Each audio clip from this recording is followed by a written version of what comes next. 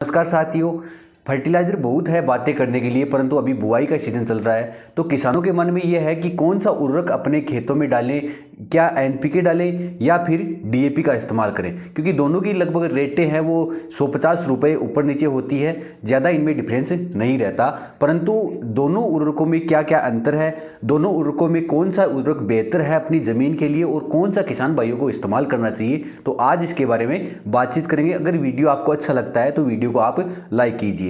सबसे पहले बात करते हैं अपन डीएपी की।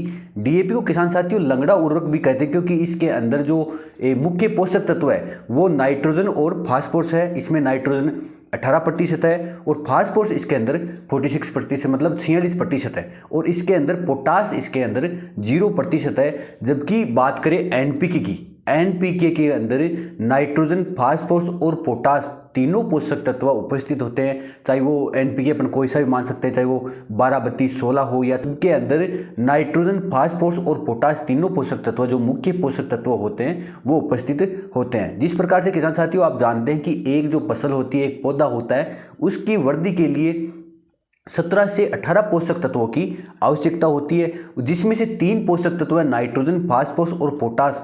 3 मुख्य पोषक तत्व होते हैं। इनकी जो आवश्यकता है फसल की वृद्धि के लिए, फसल में बीज बनने के लिए, तना बनने के लिए, वो काफ़ी ज़्यादा इसके अंदर होती है। फसल के अंदर इन तीनों पोषक तत्वों की ज़्यादा आवश्यकता होती है। तो ये तीनों पोषक तत्व फसल को ज़्यादा मात्रा में चाहिए होते हैं। तो इसके लिए अपने को खेत के अंदर डीएपी की बजाय एनपीके का इस्तेमाल करना चाहिए।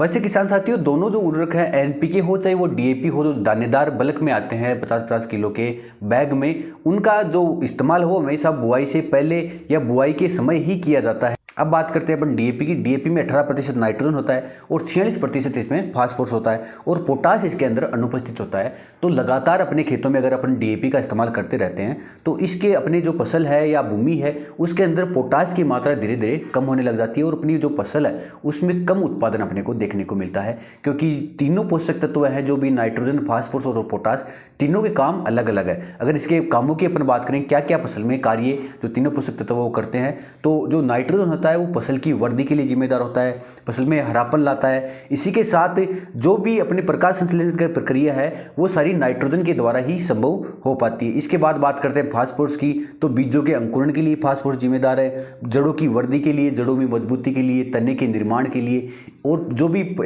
फूल से फल बनने की जो भी अवस्था है उनके लिए फास्फोरस फसल के अंदर जिम्मेदार होता है। अब बात करें पोटास की, तो पोटास पौधों के अंदर रोग प्रतिरोधक क्षमता को बढ़ाता है, फसल के अंदर जो भी कीड़े लगते हैं, बीमारियां लगती हैं, उनसे फसल को दूर रखता है। इसी के साथ पोटास फसल में जो भी अनाज बनता है या पौधों के अंदर फल बनते हैं उनकी गुणवत्ता में सुधार करता है। इसका मतलब फसल की उत्पादन के साथ साथ उत्पाद की गुणवत्ता में भी पोटास सुधार करता है। तो अपन अगर खेतों के अंदर डीएपी का इस्तेमाल करते हैं और डीएपी में पोटास अनुपस्थित रहता है तो धीरे धीरे अपनी फसल और भूमि के अंदर पोटास की कमी होने लग जाती है और अपना उत्पादन और उत्पाद की जो क्वालिटी है वो घट जाती है और फसल में रोग लगने की संभावनाएं बढ़ जाती है। तो इसलिए अपने को डीएपी की बजाय आप एनपीके का इस्तेमाल कर सकते हैं। एनपीके में तीनों पोषक तत्व उपस्थित होते हैं, नाइट्रोजन, फास्फोरस और पोटास, तीनों पोषक तत्व एक निश्चित मात्रा में उपस्थित होते हैं। तो फसल को जो भी मुख्य पोषक तत्वों की आवश्यकता होती है वो एनपीके के माध्यम से पूर्ति हो जाती है। इसी के साथ जो डीएपी के अंदर फास्फोरस होता है वो कुछ मात्रा में अघुलनशील होता है, तो वो भूमि में जाकर फिक्स हो जाता है और पौधे उसको